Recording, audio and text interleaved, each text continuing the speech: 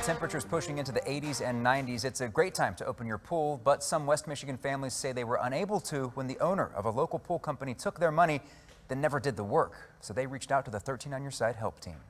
Face I go. She's been swimming since she was just itty bitty.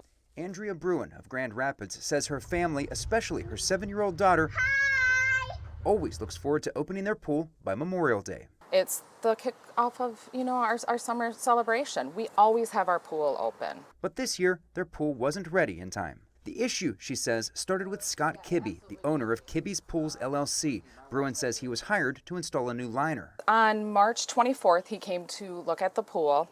He was here for just a few minutes, evaluated around. The total estimate, she says, was $1,700, with $545 paid up front. That's $500 for the liner. He said we were kind of doing him a favor because he had already had it in stock.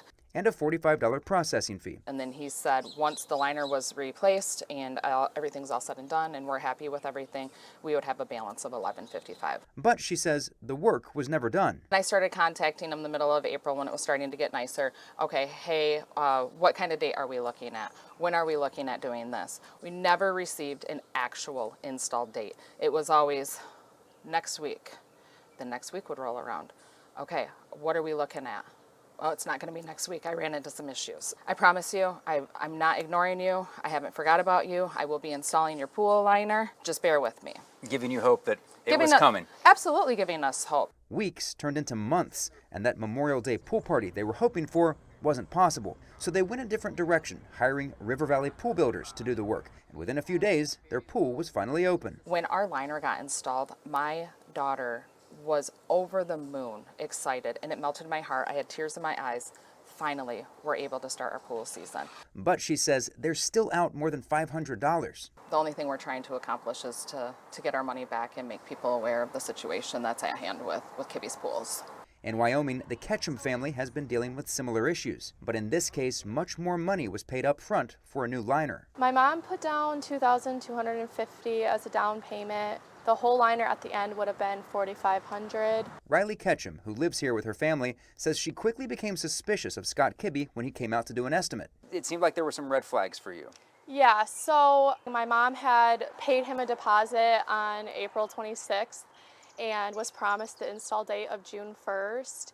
So between that time, we had absolutely no communication with him. He wouldn't text, wouldn't call.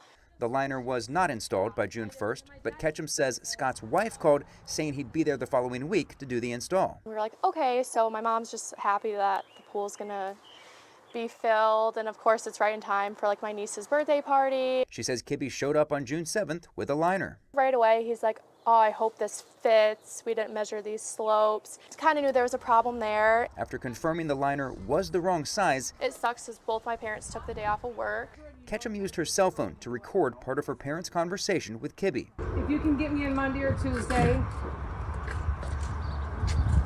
This is a Wednesday? Huh? Yeah. I just was like, he's not coming back. So I decided to start recording it in hopes that I can get something in case we did have to take any legal action, or even just to show him hey, you did say this and we're not making this up. The video, she says, was taken on June 7th, with Kibbe telling the Ketchums he would get to their project the following Monday, June 12th. But she says they're still waiting. I called Scott Kibbe multiple times over the last few weeks and left messages to give him an opportunity to respond to the complaints, but I still have not heard back from him. Other local families also reached out to us saying they paid Kibbe thousands of dollars with nothing to show for it. If you need help with something, call us at 616-559-1313 or email help@13onyourside.com. Some large dead trees have been causing problems for a couple in Muskegon. They say they asked the city to remove the trees, but the city refused until it was too late. Now the couple has thousands of dollars in damage, so they reached out to the help team. This cell phone video from late March shows the aftermath of a windy day in Muskegon. A large tree narrowly missing the home it once provided shade for. Branches were stuck in their roof, sticking straight out, holes like this. I think the fence is what really caught most of it, and it just destroyed the fence. It wasn't long before city workers showed up with chainsaws to remove the section of tree that was on city property. And they only made a couple cuts just to stop the sidewalk from being blocked. That tree was one of three. This image from Google Maps dated September 2021 shows the massive trees standing tall in front of this home on Palmer Avenue. The couple who lives there, Mark Stewart and his fiancee Linda Close, requested the other two be taken down as well. Now all 3 trees are gone, something Close says she's been efforting for years. Probably about 8 years ago, we started having limbs down. There was a bad storm that came through and everything landed on the top of the roof. It took out the chimney. And then in 2018, it landed a huge branch right on top of my car. That was about $4,000 worth of damage. She says she kept asking the city for help, but kept getting the runaround. We call the city, the forestry department, leave emails, leave voicemails, and they call us tree haters. We'll get to it when we get to it. Right. Pretty much. And that's all we've been kept hearing is we'll get to it. Well, the city did finally get to it, but not until after Mother Nature gave the assist. Unfortunately, a storm came through before we were able to get there in this case. Dan Vanderhyde, the director of Public Works, says tree trimming and removal is big business in Muskegon. They're a very busy crew because we have a lot of mature oak trees, and it does come up quite a bit. The crew he's referring to is the Forestry Department, a 3-person team trying to help more than 37,000 people. Storm damage is our first priority, obviously, and then we have a complaint-based response list that we go and investigate. What's your message to homeowners in the area who are in a situation where they have a large dead tree and they think, well, I've got a chainsaw, I've got rope, I'll just cut the tree down myself, even though it's on city property? Any message to those folks? Please don't. I definitely sympathize with the desire to attempt to make a situation safe, but putting yourself in harm's way like that, just not something that we would recommend. When it comes to limbs or entire trees that have fallen, he says the removal process is governed by where it lands. So our insurance covers us up to the property line, which in this case is essentially the edge of the sidewalk.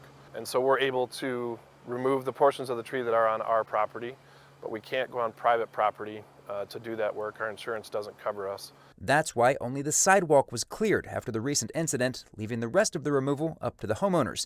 As for what's left of their fence, that's also their responsibility. It makes no sense that if it falls this way, it's our responsibility. But out there, it's their responsibility. Doesn't make any sense. And that we have to use our insurance to make the claims to get everything done. We have to pay for it? That's not even fair. Doesn't seem right. Right. But It's their tree, not ours. If you know of a tree that needs trimmed or removed, call the Public Works facility at 231-724-4100, but be patient because that initial assessment might take a while, and keep in mind the city workers may choose not to trim or remove the tree in an effort to save it. For the last few months, the help team has been investigating next day construction following multiple claims of poor workmanship and terrible communication. Customers from 2 different projects reached out to us asking for help. We tried to include the construction company to get their side of the story, but got nowhere. Then last week, just a few hours before the story aired, the owner of Next Day Construction decided to get involved. We apologize for any inconvenience or stress that we caused anybody, but it's been a growing pain year, and we'll just move forward.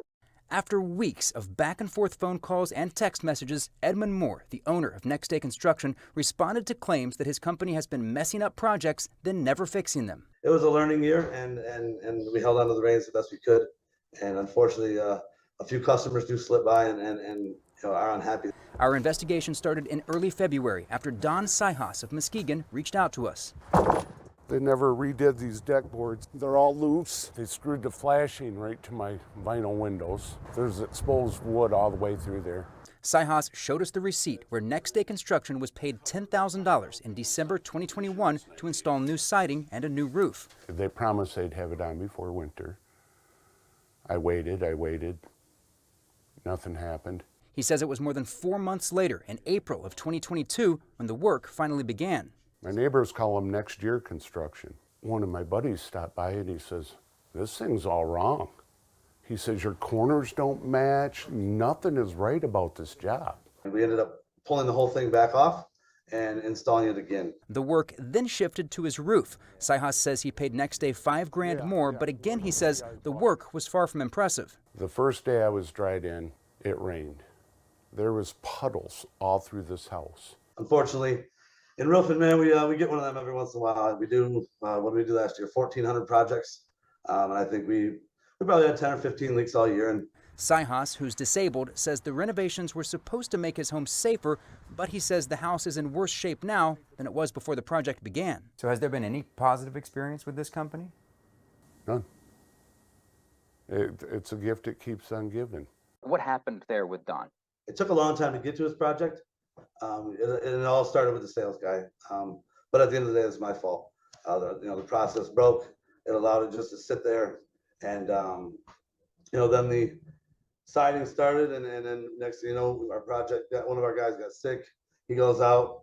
And Colton, another guy that used to work here, he was involved. It's almost too much communication. Gave us a quote. More than an hour away in Morley, Elsa and Joe Barocca also hired Next Day Construction for a roofing project totaling $7,000. We had gutters put up on the house back in May 28th, and those guys also do roofing, and they looked at the roof and they were saying something's not right with your roof. There's, it was buckling and starting to peel up, pull the nails up. It looked like little waves up there. They say the Next Day Construction workers also destroyed their yard. They smashed all my lawn ornaments and everything in there. They didn't care. They were stomping on it. I had to ask them several times to stop walking on my flowers, but it was too late at that time. She says Moore reimbursed them for the damages. He gave me the $2,000. But the other issues were never addressed. I kept calling. I've got a record how many times I've called, and he's just, I'll call you back, and he never calls you back. So they communicated originally with again, Colton. He's really good at his job, really bad at trying to do everybody else's job on top of his, and it causes problems. Again, too much communication, too many people, too many hands in the pot. One of the issues, Moore says, the Baroccas had purchased their own supplies rather than allowing his team to use their warranty-backed materials. We're Master Shingler through Certainty, and we're Master Elite through GAF. They're our main manufacturer. So that's why we use their products, is because when they come out and something's wrong, they fix it. But the Baroccas say the shingles were not the issue. In fact, they sent some off for testing to see if the product was at fault, and the manufacturer responded in this letter stating the product is not defective, it was just installed incorrectly. Is it important to you to always keep the customer happy? Absolutely. At the end of the day, with business, that a lot of people, it becomes about the money. It can't be. Without the customer, you have no money. So if it ever does that, we should just shut the doors and go home. So what happens now? Moore says he wants to make things right with all his customers, even if it means redoing the projects. But the Baroccas say they have no desire to continue working with Next Day Construction. They just want their money back, which they estimate to be around $17,000. As for Sihas, he's hoping Moore will come onto his property so he can see firsthand the issues, admit the work is done wrong, then foot the bill for repairs. We will stay in communication with everyone involved and let you know when there's finally a conclusion. A Kent County couple reaching out to 13 on Your Side for help after getting the runaround from Lowe's. Yeah, the couple asked us for help after spending $4,000 on a sliding door for their porch over a year ago. But to this day, the door has not been installed. This is what we wanted to order. Well, we did order, and we never got it. John and Carol Gee have lived in Sparta for nearly a quarter of a century. 24 years in this home, a lifetime in Michigan. They enjoy shopping at the local Lowe's, but they say the home improvement retailer owes them $4 grand for a sliding door they ordered more than a year ago. This has been a nightmare that we would never, ever imagine that would ever happen. The Gee's receipt shows they placed their order back on December 13th, 2021. The door finally arrived 6 months later, but it was broken, all of it documented by the installation technician. He checked the slider out, and the slider was damaged. I think 5 different spots on it. He took pictures.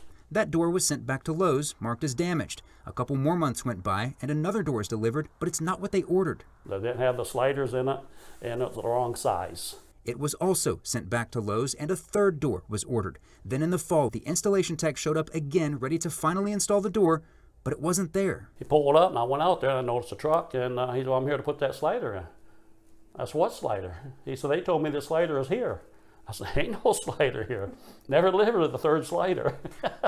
The Gees remained patient and positive through all of this, eventually deciding to just ask for a refund. You got to talk to this person. Oh, you got to talk to this person. John said he was told numerous times that a check was in the mail, but that check never arrived. And he says the Lowe's reps kept passing him off to other workers. I bet I made probably 20, 30 calls. Oh, just constantly. Every 2 or 3 days or every week. And anytime I call, I'm on that phone anywhere from 20 minutes to an hour talking to them. And nobody can get nothing straight. We're on a fixed income, We're both retired. We don't have money to throw away, especially $4,000. We're in our 70s and, we have health problems like anyone in their 70s. So, it's added stress to the life. So we're not troublemakers. We're not trying to make trouble. We just want to be treated fair.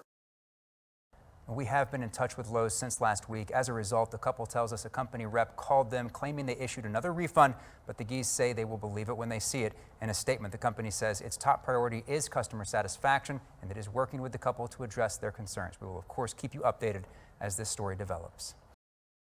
For the past year, local eatery has been catering to a unique crowd, people with celiac disease. None of the menu items contain gluten. In fact, the owner did not even allow gluten products inside the building during the construction process. It was that attention to detail, plus a variety of comfort foods, that has people driving from all over to visit Papa Chops. Water's over there. You can sit wherever you want and they'll come bring it to you. When I found out I had celiac, food was something that didn't represent fun. It became a chore. So when I started designing this, one of the key things was how do we bring back fun to food to people that have lost the ability to eat normal. Over the past year, Aaron Muller has built a following through food.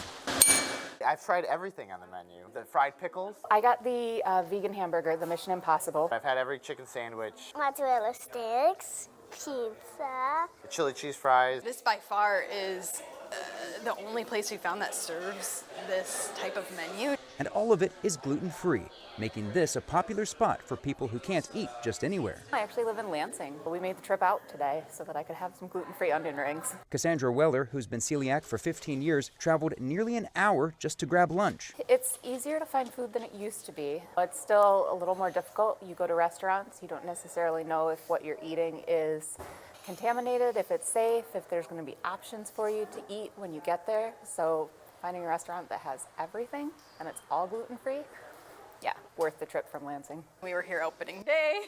Sarah Van Tassel and her family have become regulars at Papa Chops because of her daughter. When she was 6, a couple of years ago, was diagnosed with celiac disease. We don't really venture out anywhere else. We look for places that are dedicated gluten-free, and they're kind of few and far between. Only at home and here. That's the only place that I can eat pizza. As Americans, we can go to any corner and get food. However, if you're gluten intolerant, celiac, any of that, you just lost 90% of your convenience. Most restaurants these days have at least a few gluten-free options, but they're not always prepared in a gluten-free environment. About a year ago, I was diagnosed with celiac. When I go to restaurants, I have to be like, is that gluten-free? Was it prepared without cross-contamination? And it's like, here, I don't have to worry about that. One of the ultimate goals of this is to not only educate, but hopefully somewhat reform the food industry in the way it thinks about gluten-free. Because it shouldn't be an afterthought. Food shouldn't be this chore. Food shouldn't be this negotiation that you have to make. Is it worth it? Is it not? It should just be get up there, go grab whatever you want, and enjoy it. A lot of good food on the menu there. Papa Chops is celebrating 1 year in business this weekend. Gluten-free corn dogs and cake from Kind Crumbs will be available in addition to some raffle drawings. It all kicks off at 6 p.m. this Saturday.